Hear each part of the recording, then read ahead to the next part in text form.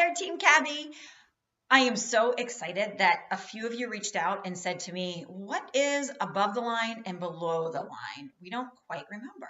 So let me rewind and reframe for you because you guys are in a different place now than you were when we went over this 6 months ago, maybe even almost a year ago.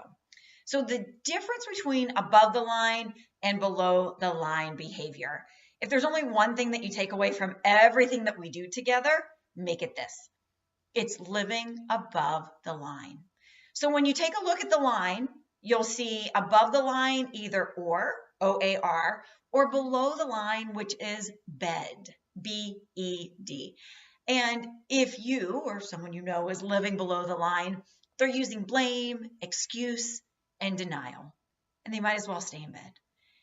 If you're living above the line, you've got your own or, and you can choose where you go. And or stands for ownership, accountability, and responsibility.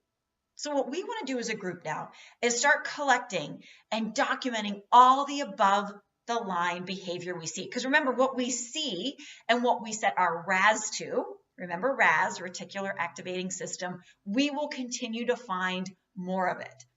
And the more practice we have in finding above the line behavior, the more likely we are to choose it. Let me give you an example when I did not choose above the line behavior. Embarrassing story. I was 2 years out of college selling health insurance. I was negotiating contracts and I was with a very large company, and our VP came into town and he sat me down and he said, Tiffany, you haven't been out on your meetings with your brokers. What's going on? I said, oh, well, I was in my best friend's wedding. I was the maid of honor in her wedding. And he looked at me and he said, what difference does that make to me? I didn't even realize it. I was using this excuse of, oh, I was in my best friend's wedding as a reason why I wasn't doing my work.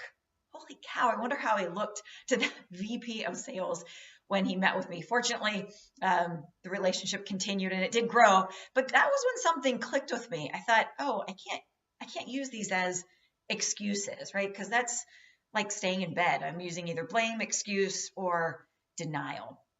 So we want to look for that above the line behavior. And a couple examples that I can show that I know in this group are these.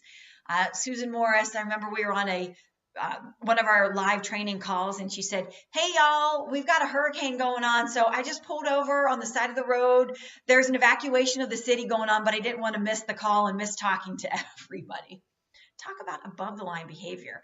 Or how about Jade? Her daughter's getting married. And a lot of times, again, not right or wrong, good or bad, but many times we'll see people step back from their own business because they've got a wedding that they're planning. But Jade took the approach of, I'm going to carve out the time to talk to vendors and to wedding plan and not let it overwhelm my life and overwhelm my business.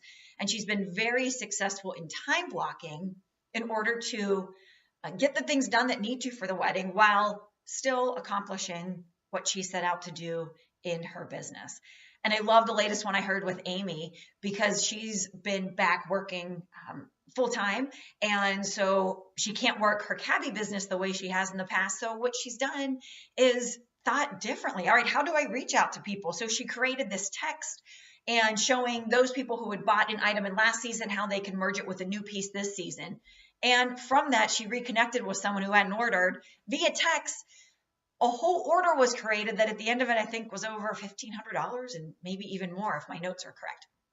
So those are examples of above the line behavior. It's when we take what's been given to us and we respond differently. We take ownership of it. We take accountability and we take responsibility. Remember our formula, E plus R equals O. Event plus response equals outcome. Events are going to happen. People are going to cancel shows. People are going to no-show you for coffee. People are going to give you excuses. It's going to happen. I absolutely promise and commit to you that it will happen. The choice that we always have is what do we do when it happens? And the more that we can practice and anticipate those coming up, the better we are to handle that when it comes up. Remember, you're not alone. Everybody in this group has faced things. So when you face an event that you want to take an above the line approach to it, reach out to the group or step back and think, what would I tell somebody who's in this situation? Many times we're just too close to it. So it's easier to give an excuse. But if you step back and you think, what would I tell somebody if I was simply observing what was happening? If you can take the emotion out, you can start to think logically on what you can do. No matter how hard it is, no matter how challenging it is, it's about taking the next right step. What is the next right step?